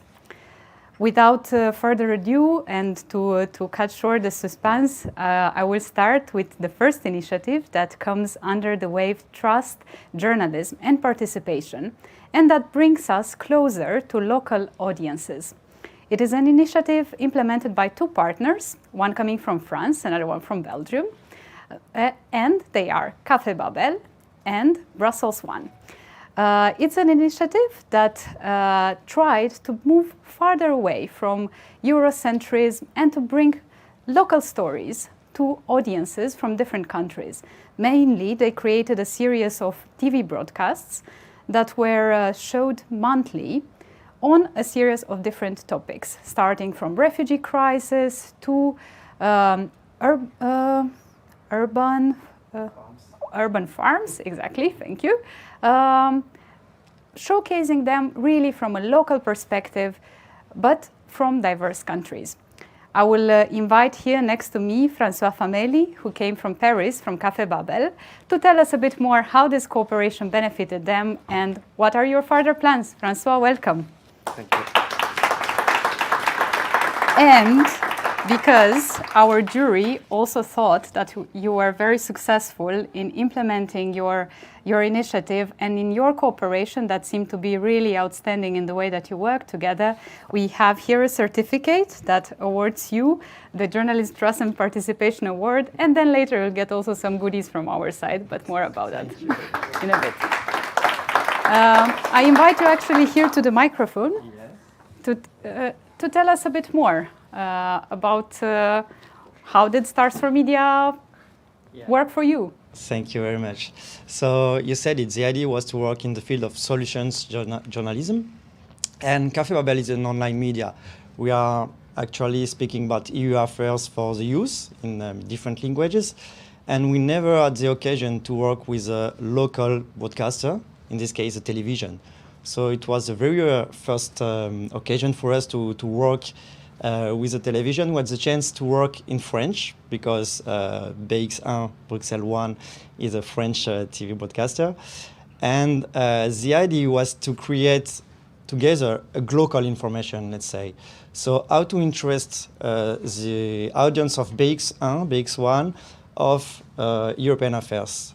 How to talk about Europe, you know, in the local media. It's really not evident because we do not have absolutely the same audience, we can say. We are mainly working with the youth online as multimedia, doing podcasts, text and videos, and they are on TV.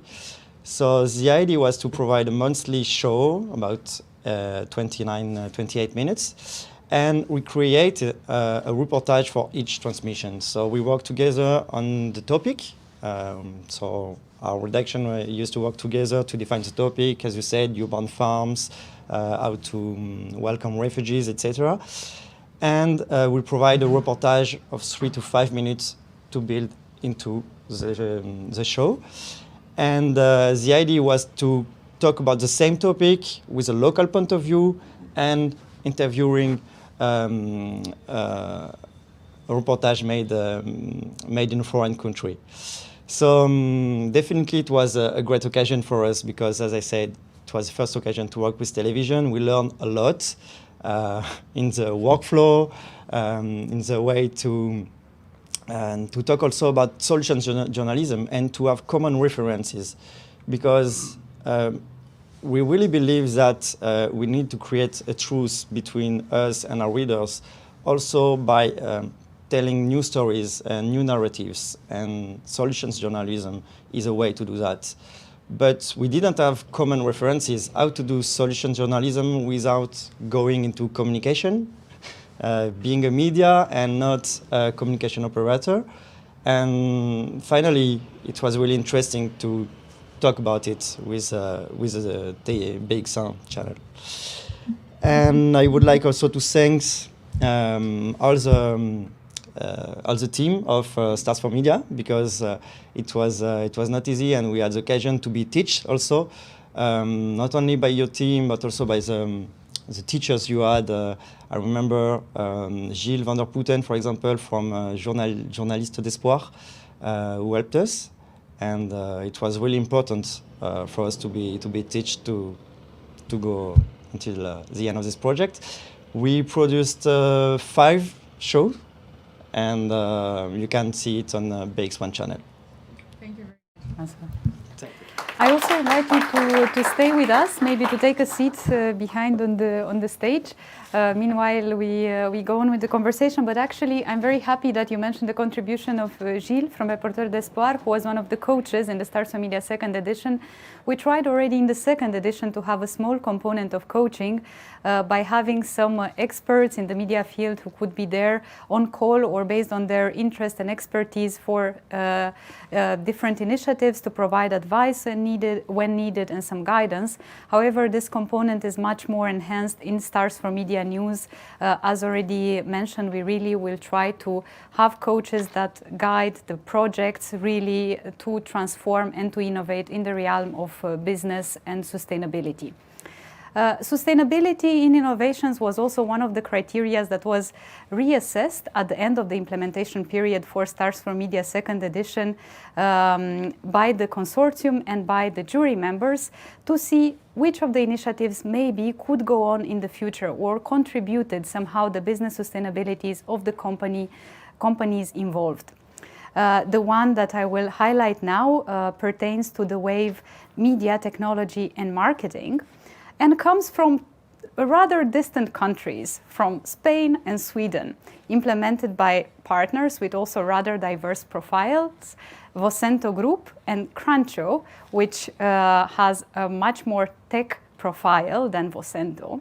And it's an initiative that managed to bring information closer to local audience. Particularly, they developed an AI-powered guide that provides information for Malaga, for the province of Malaga, called Diario Sur.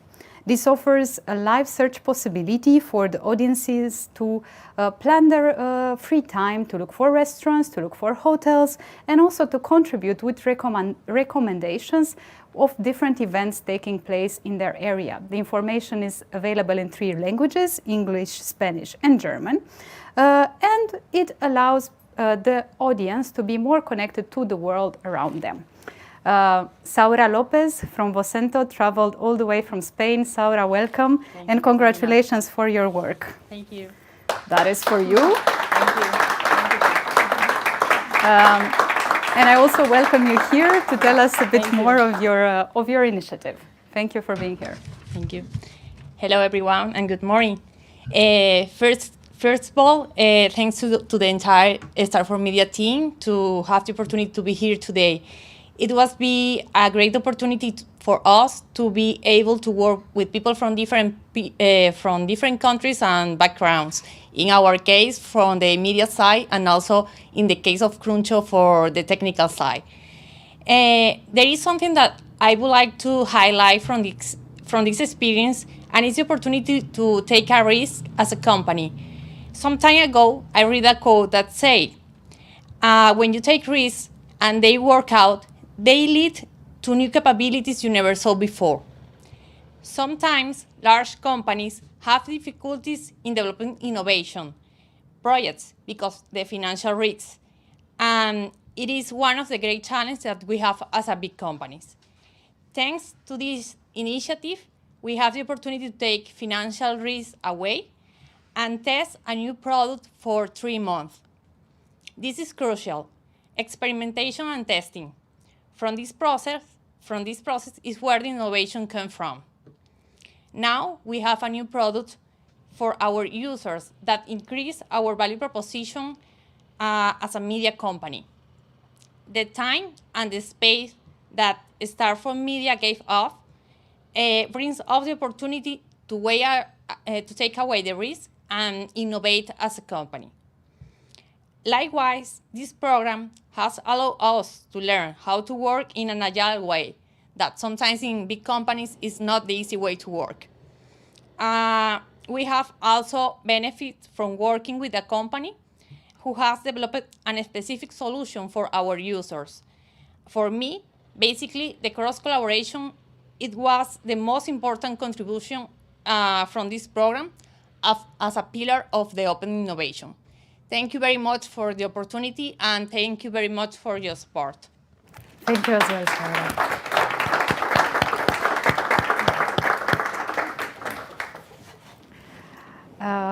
It is really gladdening to hear about the importance of cross-border collaboration, because we take this further in Stars4Media News, and we encourage again companies with different profiles to work together.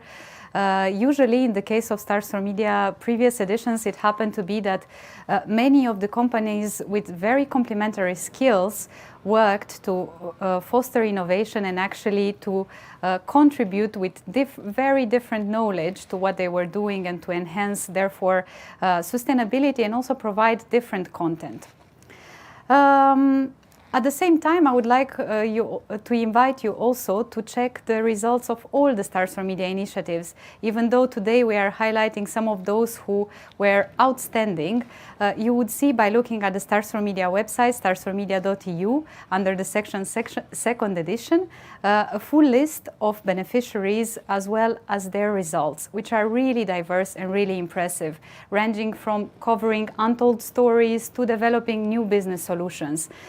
And in spite of the challenge of working remotely mostly, may I remind you that Stars4Media started at the beginning of the COVID crisis, so people were forced, volens nolens, to work virtually. The results are truly diverse and really relevant for the situation in which the media sector is at the moment. Moving on, we talked about Vocento and Crunchu, who developed a solution for local audiences, but as a local consumer, sometimes you are curious to discover other places and to know maybe what are other people in new locations listening to, what do they believe in. For that, an initiative implemented by ARI Europe from the Netherlands, Nova Saga, and Bear Radio from Germany developed a new platform. Here, if I pronounce it correctly, I will be told more by the representative of ARI Europe in a second. But the interesting thing about this platform is the fact that it allows you look for content curated by local podcast producers in different languages, and to immerse into that world, and also maybe to contribute to the platform as well. I invite next to me Stijn Frankfurter from ARI Europe to tell us a bit more about their initiative Under the Wave, labeled broadly Other Innovations. That is for you, yes, Stijn. Sure. Thank you very much.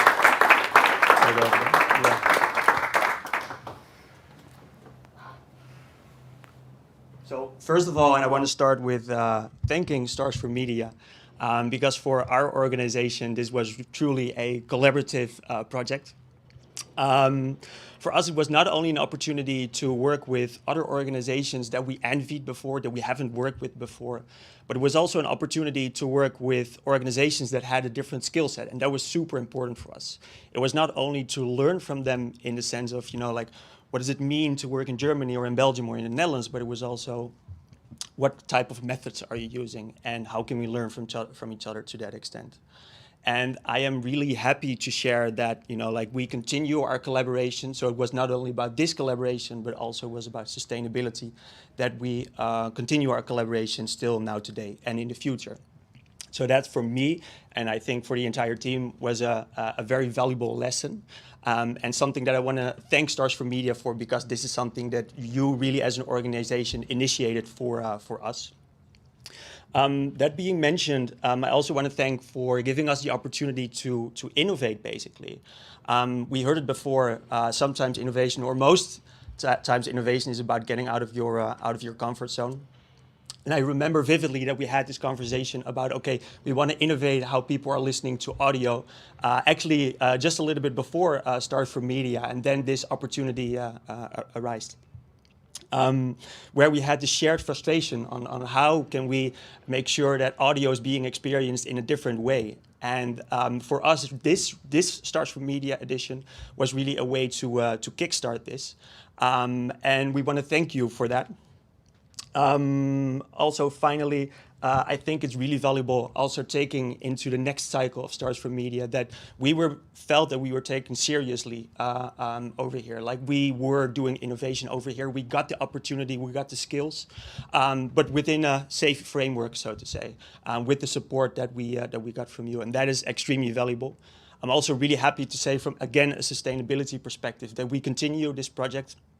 We have found funding for at least the upcoming 8 months to continue the project that we initiated with Stars4Media. So that's something that I'm extremely happy about. And also, finally, I just wanted to say, because today we talked a lot about Ukraine, and this is not really related to our project, but I just wanted to say that we printed, or we had our first print magazine about Ukraine called Beyond the Headlines. Also a form of innovation, I would say, where we wanted to report about Ukraine as well, but then in a different matter. What is it that the big media companies like EURACTIV are not talking about? And that is a perspective that we wanted to share. So for those who are over here, feel free to take one later on. Thanks. Thank you.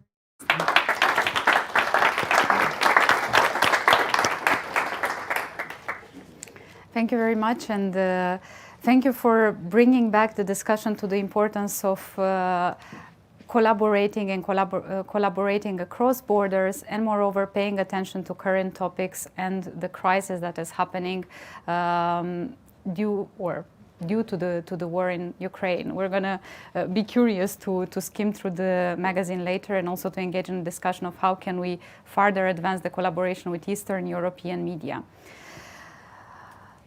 The results achieved by Stars4Media Second Edition initiatives are even more impressive when you think that the participants had only 4 months to implement their projects and to develop those, taking into account the fact that they collaborate maybe with a new partner in a different language, testing a new idea, and therefore it is really much appreciated and supported by the jury, and therefore we also continue with the format of shorter implementation period in the first phase of the Stars4Media news program, which is called Explore, which provides an opportunity for beneficiaries to really test ideas, to test the same innovative component that Stein was mentioning earlier, and to see what works, what doesn't, and if actually some solution works, to take it further in a boost phase that will last a bit longer with greater financial support.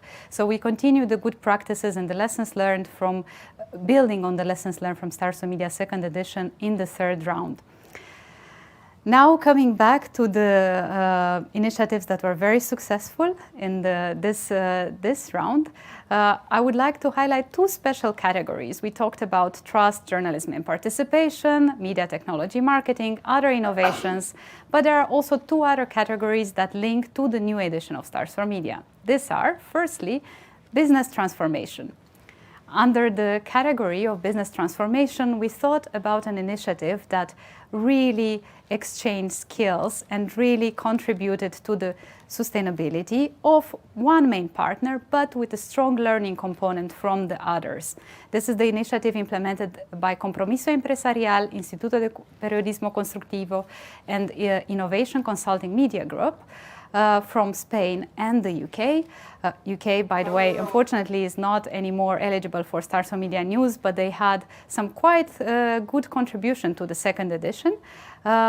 And it is my great pleasure today to have here Manuel Martinez coming from Spain, from Compromiso Empresarial and Fundación HAS, with Revista HAS. That was the partner that actually got a lot of training, got a lot of advice of how to improve their business and their constructive journalism approach. Manuel, welcome here and tell us a bit more of what did you manage to do. Thank you very much. Before I forget, that goes to you. Thank you. Thank you. Thank you.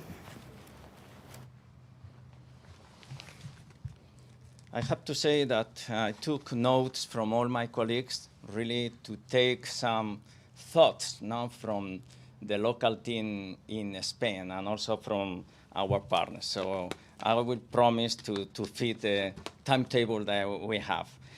So really, it's both a pleasure and an honor to be here today. On behalf of the Ad Foundation, thank you for this award, as it is a great motivation to continue in our exciting mission to strengthen society's trust in institutions and companies by promoting transparency, good governance, and social commitment. This award is critical for us because it supports the innovative change we are making as part of the new strategy on our ad magazine. As a non-profit organization, Ad Foundation, we were facing big challenges to our long plan. The first one is related to bringing new areas of content by involving experts who can provide new leadership on constructive journalism. And the second one is to move into a new business model by creating a strategy of revenue generation to achieve sustainability. So this award has arrived at the best moment to enhance our will and engagement to continue in this strategy. Your economic support is no help, as Lars said before, is highly welcome by the team to help on some of basic needs we have. Our team is composed of a variety of different profiles, experiences, ideas, and origins. This has enabled our outstanding leadership to proceed forcefully and to work together with other colleagues and projects towards achieving our goals. To be recognized by the jury for this, for the Stars4Media prize, only further strengthen our resolve to continue our work. With the application of this award program, our magazine team has been able to develop a new strategic plan for success in both the short and long term. This is based on awareness of current working methods, the challenges we must face, the opportunities we have before us, and how we can learn from others to enhance our capabilities and executing a new journalism model with greater impact and sustainability. This award has allowed us to put together a true European team of experts on different topics related to a new journalism model, and also to learn how to be self-funding by getting a higher frequency of visits by readers and converting them into the paying subscribers for the media service we provide in our magazine. These types of initiatives, like this one from Stars4Media, are needed in Europe to share thoughts, ideas, and best practices without country and or political barriers. This award has incentivized the team to speak up through our magazine on the values we believe in. We are encouraged by the support we have received from others to continue our work without fears of the challenges we face. As I come from a long background in human resources, and I'm a strong believer in people and human capital, a quick mention, please, on the following collaborators is a must. From Earth Magazine, Esther Barrio, Paloma Scharfhausen, and Maria Lopez Escorial. I know that they are engaged and just following this meeting. From the Institute of Constructive Journalism, Alfredo Casares, great professionals. Aitor Moreno and Maria Angeles Garcia with the critical role of training and mentoring team members of this new journalism model. And from UK, from Innovation Media Consulting Group, Juan Señor, Lucio Mesquita, and Marion Weiss. From the UK consultant company, Innovation Media, focus on innovation in magazines, experts on capturing young readers, content creation, digital expertise, advertising, monetization of content, and audience growth. Stars4Media has enhanced the commitment and know-how to be aligned in our efforts to create a new brand and name for the magazine, to create a new content on constructive journalism and the next launch of the Constructive Journalism Spanish Award, to improve by training experienced collaborators, to create a proposal of income generation, and to have the opportunity to receive important guidance through the work done on content and income generation ideas. As I said, thanks for Star Media, thanks for all professionals behind, very appreciated because our life has been easy applying for this prize, but also learning as professionals in that arena, really for trusting in our projects. So thanks a lot. Thank you as well.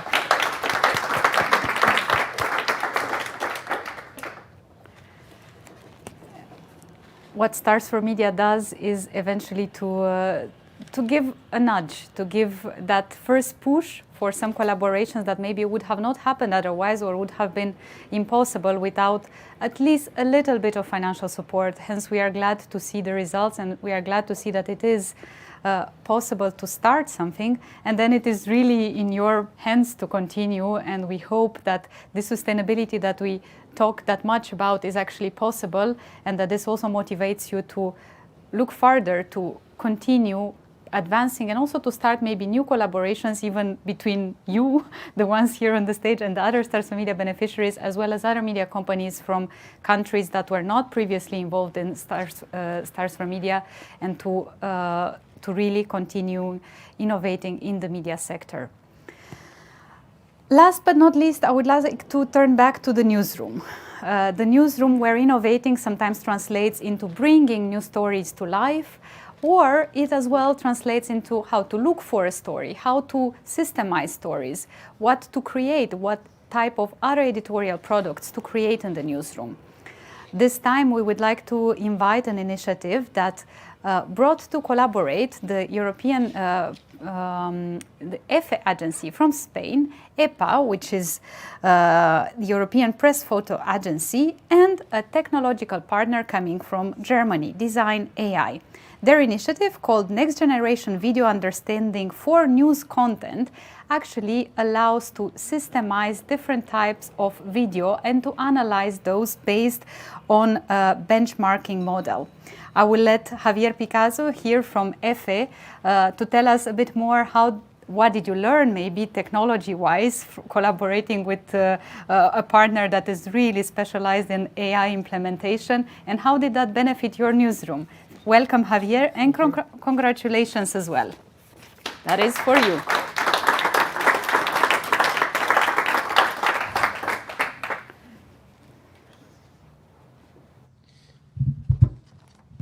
Well, first of all, thank you very much to all. This is a great honor, a great pleasure to be here.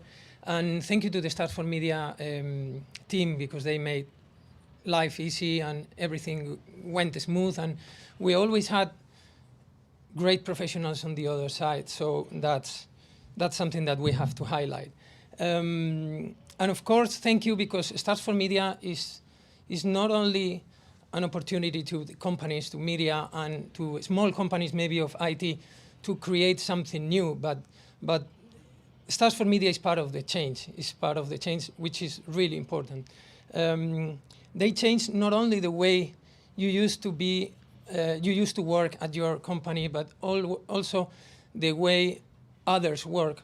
So you not only learn about IT, you don't only learn how to create a new product, but you learn about people. And that's the core of change always. The opportunity to be part of another culture, which always gives you a complete different vision of what you are doing good and what you are doing not so good. So business model is changing. Business model is in a continuous change, but at this moment, with the crisis of the traditional media, is leading us to a new dynamics. And of course, for Agencia EFE is not is like that also. So we are in the middle of a huge newsroom transformation, which is not only technological, but also with products and also with people, because we don't have to forget that the journalists and the humans are the core of all changes in the newsroom. So we can create different products, but we always have to, people needs to be part of the change, people needs to be motivated, people needs to learn, and people needs to improve in order to give the best that they have. So that is what motivated us to present this application to the Stars4Media. So we try to think how we can help our journalists to work better, how we can help our journalists to be happier with the work that they do. And of course, we had to choose some different ideas. And again, thank you to Stars4Media, because the sky's the limit with Stars4Media. I mean, you can think really a crazy idea, and then you can try to put it in March. So our idea was to try to use artificial intelligence with videos, with the huge amount of videos that we have daily, and try to help our journalists to get an automated metadata and automated big data for the archive, and help them and help us to get a bigger product and a better product for our clients. So we not only learn a lot from this small German company, which was Videre, and they help us a lot, but we also learn how many things that we were not doing greatly. So in this process, as I said, are not only technological process or product process, but also human, and that's really important. As I said, we will apply again for the Stars4Media, because this is very important, hugely important for our company, not only in order to create new products, but also to create synergy between companies from Europe with different cultures. So for us, multimedia is a key. Everything should be multimedia, and everything is going to be multimedia. We have big changes on live journalism, mobile journalism, big data archive, metadata, as I said, also on translation. So all of those are automated process that we cannot achieve those projects by our own, but we need some partners, technological partners, in order to do it. So also, I want to highlight the importance for us with the fake news. For us, it's not only something hugely important, fake news and social media, and how we communicate and how we fight the fake news, but it's also a commitment with all the citizens. So also improving on the way we fight the fake news should be something that will be leading us in short and medium terms. As I said, I just want to, again, thank Stars4Media and the group, the amazing group that you have here, because you did a great work with us, and I hope we can work again in so many different projects, and again, thank you. Thank you.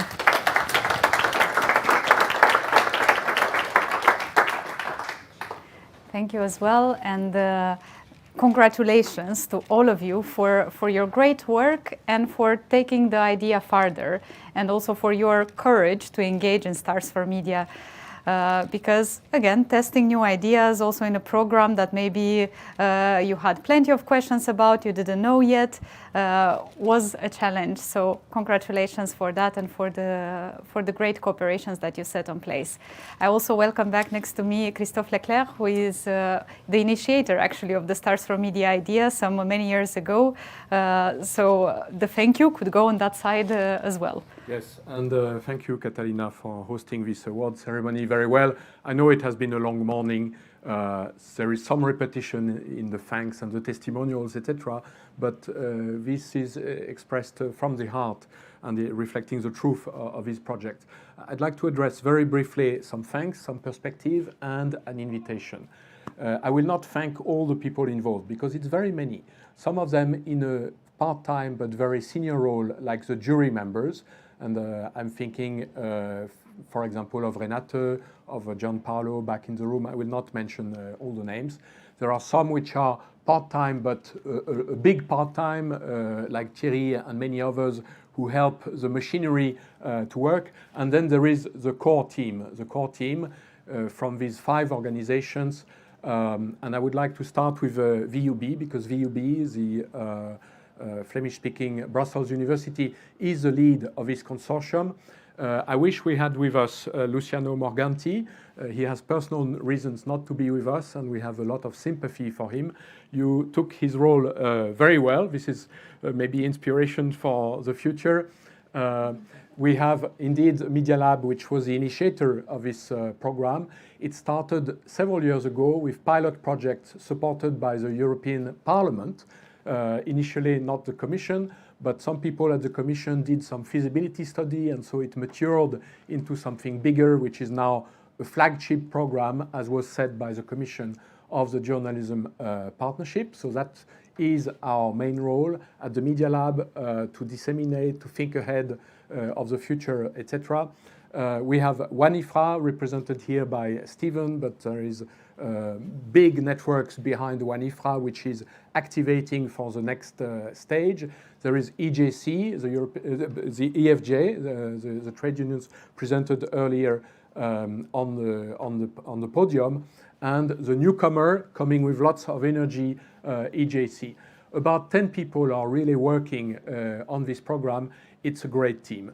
As one of you said, I think it was you, for Stars4Media, the sky is the limit. Indeed. Maybe not the sky, but a little bit higher than today. Congratulations to all of you for achieving so much within the limitations of the current program. Because let's face it, we had some coaching, but not very much. We had some money, but really little, and the time was very short. So the good news and the perspective I want to bring is that Stars4Media News has a lot more money per project, about 5 times, more time, nearly 3 times the money, a lot more help before the application for those who wish. There are those who think their applications will fly through, and that's absolutely fine. More coaching afterwards in different ways with people who are really experts in corporate transformation, not only in nice little cross-border projects. And then I think also more recognition, because for each of the stars here and for the 20 others which have won projects and did a good work as well, and I address them as well, this is a form of recognition which is appreciated. One of the challenges of the media sector, in addition to all the others, press freedom and journalists getting killed and business models, one of the challenges, maybe the most important one, is to nurture and retain great people so that we have a future for the sector. So I finish with my invitation. Those who are interested can come back on Zoom and also in this room for those who stay for lunch and interact, discuss ideas which you may have. They may be very embryonic, they may be just a question, find partners, etc. It will be moderated by Stephen here and by Catalina with the support of the others. and I'm sure something will emerge out of that.